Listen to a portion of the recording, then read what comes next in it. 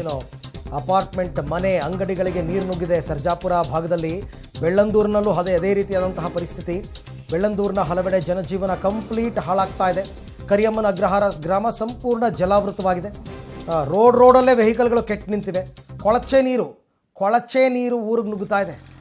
ಅದು ಒಂಥರ ಮೂಗು ಮುಚ್ಕೊಂಡು ಓಡಾಡಬೇಕಾದ ಪರಿಸ್ಥಿತಿ. ನೋಡಿ, ಇದೇ ಕರಿಯಮ್ಮನ ಅಗ್ರಹಾರ, ನೀವು ನೋಡ್ತಾ ಇದ್ದೀರಲ್ಲ, ಇದೇ ಕರಿಯಮ್ಮನ ಅಗ್ರಹಾರ, ಬೆಳ್ಳಂದೂರು ಹತ್ತಿರ ಇರ್ತಕ್ಕಂಥದ್ದು. ನೀರು ಯಾವ ಹೈಟ್ಗೆ ಹರಿತಾ ಇದೆ ಅಂತ ನೀವು ನೋಡ್ಬೋದು. ಒಂದು ಕಾರಿನ ಸೈಲೆನ್ಸರ್ ಮುಳುಗುವಷ್ಟು ನೀರು ಆ ಭಾಗದಲ್ಲಿ ಕಂಪ್ಲೀಟ್ ಕವರ್ ಆಗಿದೆ.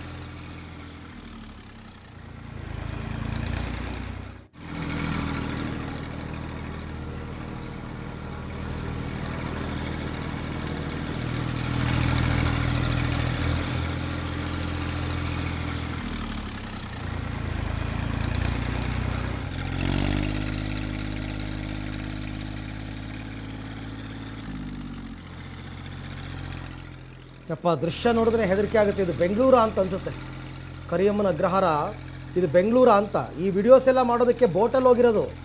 ಅಲ್ಲೊಂದು ಕಾರ್ ಮುಳುಗಿತ್ತು, ನೀವು ನೋಡ್ತಾ ಇದ್ದೀರಿ ಅನಿಸುತ್ತೆ ಎಷ್ಟು ಪ್ರಮಾಣದಲ್ಲಿ ಕಾರ್ ಮುಳುಗಿದೆ ಅಂತ.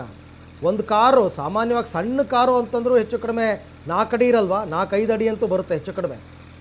5 ಅಡಿ ಅಂತಂದ್ರು 5 ಅಡಿ ನೀರು, 5 ಅಡಿ ನೀರು ರೋಡಲ್ಲಿ ನಿಂತಿದೆ ಅಂತಂದರೆ ಪಾಪ ಜನ ಎಲ್ಲಿ ಓಡಾಡೋದಕ್ಕಾಗುತ್ತೆ, ಏನು ಮಾಡೋಕ್ಕಾಗುತ್ತೆ?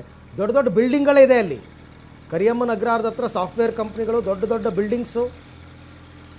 ನಿಮಗೆ ಮಳೆ ಬರಲಿಲ್ಲ ಅಂದರೆ ಇವೆಲ್ಲ ಒಂಥರ ಅದ್ಭುತವಾದ ಏರಿಯಾಗಳೇ, ಹೈಫೈ ಏರಿಯಾಗಳೇ.